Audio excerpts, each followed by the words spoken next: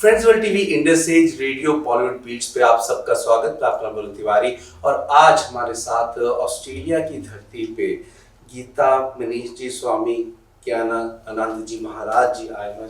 जी आपका बहुत बहुत स्वागत।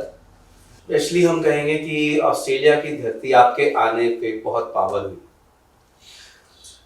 गुरुजी, सबसे पहले तो आप पूरी दुनिया में गीता का प्रचार कर रहे हैं। हम आपसे ये जरूर जानना चाहेंगे और आपके आशीर्वाद से इस प्रोग्राम को स्टार्ट करना चाहेंगे। जी जी।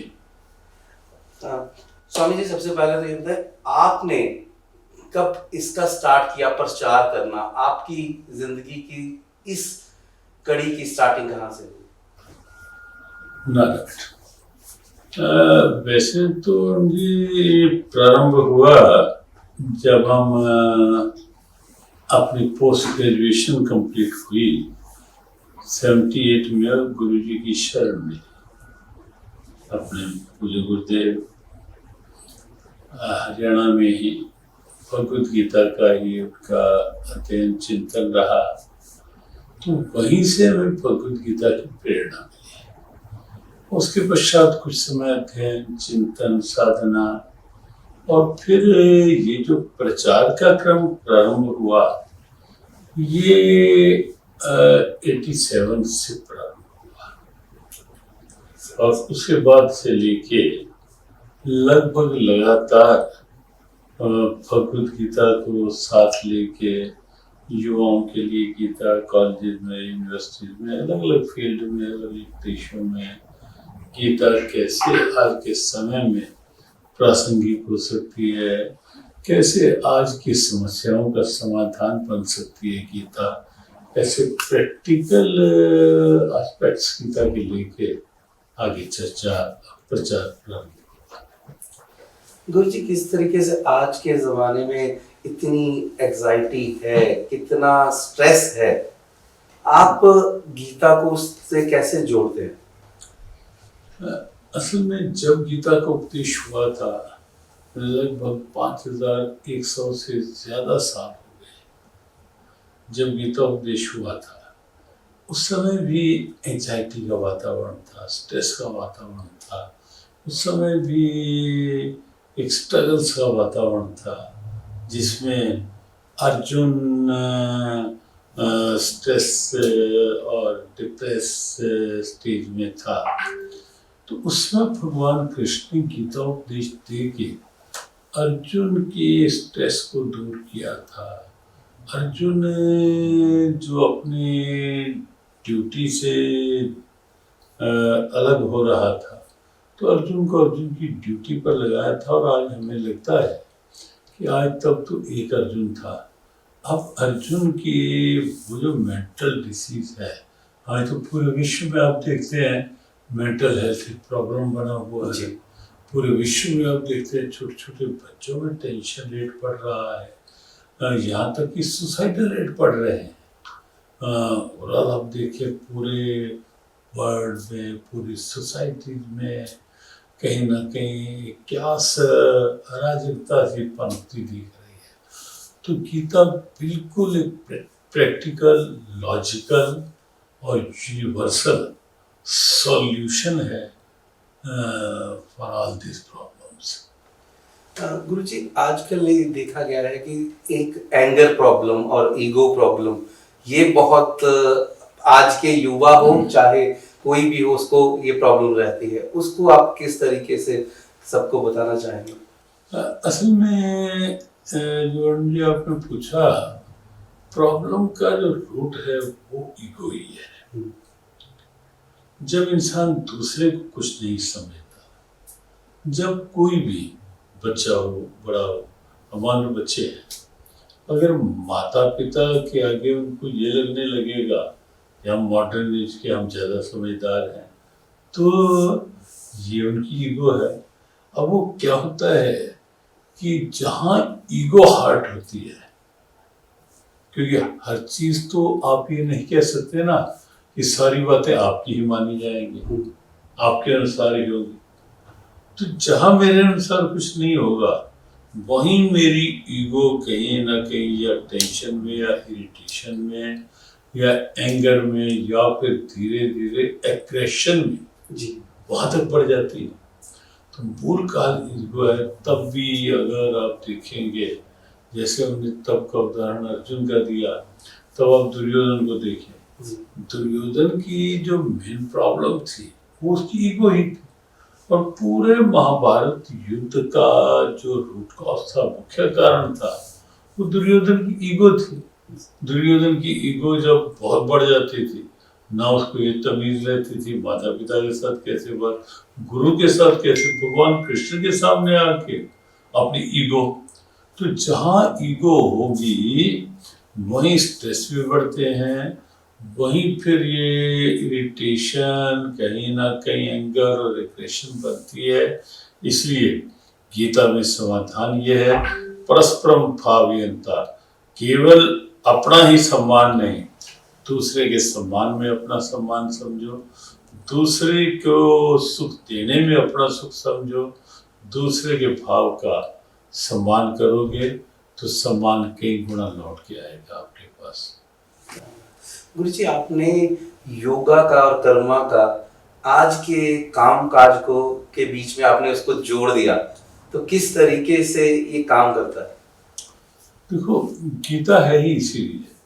गीता कहती है कि कर्म तो आपको करना ही करना है, कर्म किए बिना तो कोई रह ही नहीं सकता।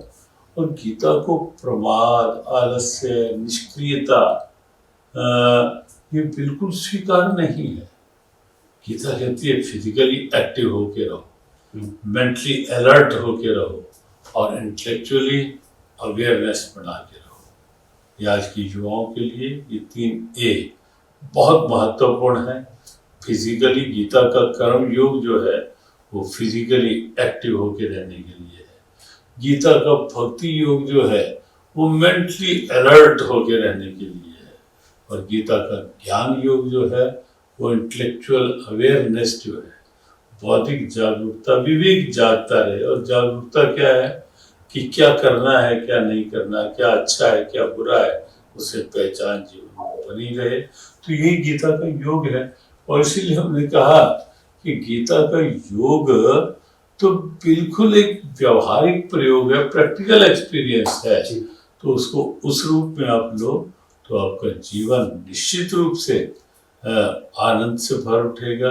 आपकी क्षमताएं, आपकी एबिलिटीज, कैपेसिटीज कहीं और अधिक डेवलप होके आपके जीवन को महानता की ओर ले जाएंगे। एक बार मैं जियो गीता सिडनी जो जिनके कारण आप आज ऑस्ट्रेलिया आज आपके दर्शन हुए, उनका बहुत बहुत धन्यवाद कहूँगा। और ये 2 तारीख को ये आपका प्रोग्राम होने जा रहा है एंड उसके बारे में भी जब सबको एक मैसेज जरूर दीजिएंगे। आप ऑस्ट्रेलिया के सारे व्यूअर्स को क्या कहना चाहेंगे?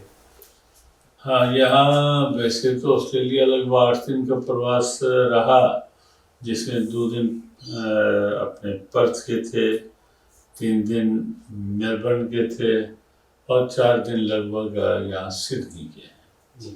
तो सिडनी में आना हुआ और सिडनी में इससे पहले कि हमारे पब्लिक प्रोग्राम सत्संग के रूप में, गीता के रूप में शुरू हों, तो सिडनी आते ही फ्रेंड्स फॉर टीवी में सीधा सीधा साक्षात और सीधा सीधा ये बातचीत हो रही है। तो हम इस माध्यम से सभी जो व्यूअर्स हैं, लिसनर्स हैं, सबको हम ये कहना चाहेंगे कि ह्यूमन लाइफ जो है, मनुष्य जीवन जो है, बहुत अनमोल है, बहुत प्रीशियस है। इसको जिए, टाइम पास करने के लिए नहीं और टाइम वेस्ट करने के लिए तो बिल्कुल भी नहीं। इस मनुष्य जीवन का महत्व समझें, इसका मूल्य समझें और इसको वैल्यू बेस्ड बनने दें। मूल्यों का आदर करें, life values, moral values, family values, social values, character values, human values. और भगवद गीता में ये सारी वैल्यूज की बात है। और जहाँ ये वैल्यूज हैं वहीं जीवन एक महानता के शिखर पर पहुंचता है। वहाँ जीवन अपने आप में एक एग्जाम्पल बन जाता है। और भारत वो देश है जहाँ केवल बाहर के पद प्रतिष्ठा से किसी का आदर नहीं हुआ, बाहर की केवल प्रॉपर्टी से किसी का आदर नहीं हुआ। भारत वो देश है जहाँ रिस्पेक्ट भी हुआ तो वैल्यूज के कारण से हुआ, मॉरल्स के कारण से हुआ। और यहाँ रह रहे जो प्रवासी भारतीय हैं या और सबको भी हम यही बात कहेंगे कि वैल्यूज को रिस्पेक्ट दो। आपका रिस्पेक्ट अपने आप बढ़ेगा, आप का जीवन स्वयं पे गौरव अनुभव करेगा, दूसरों को के लिए आपका जीवन एग्जाम्पल बन सकता है। और जिस ईश्वर ने जीवन दिया है, जैसे माता पिता ने यदि आपको ऑस्ट्रेलिया भेजा है पढ़ के अच्छा बनने के लिए, अच्छा बनोगे तो माता पिता प्रसन्न होंगे। बिल्कुल ऐसे ही परम पिता परमात्मा भी बहुत प्रसन्न होते हैं जब उनकी संतान ये मनुष्य अपने जीवन को अच्छे से जीने का मन बना लेती है।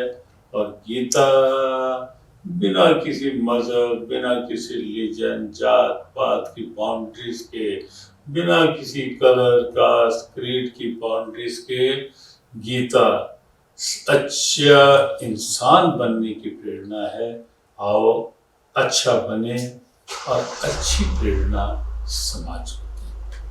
तो दोस्तों, गुरुजी 2 तारीख और 3 तारीख को 3 मई को यहाँ पे दुर्गा देवी टेम्पल हॉल में हैं रीजेंट पार्क में। तो आप ज़रूर आइए। गुरुजी आपका बहुत बहुत धन्यवाद एंड आपका आशीर्वाद हम हमेशा चाहेंगे। एंड दोस्तों, हम सारे के सारे गुरुजी के दर्शन करते हैं गीता सत्संग।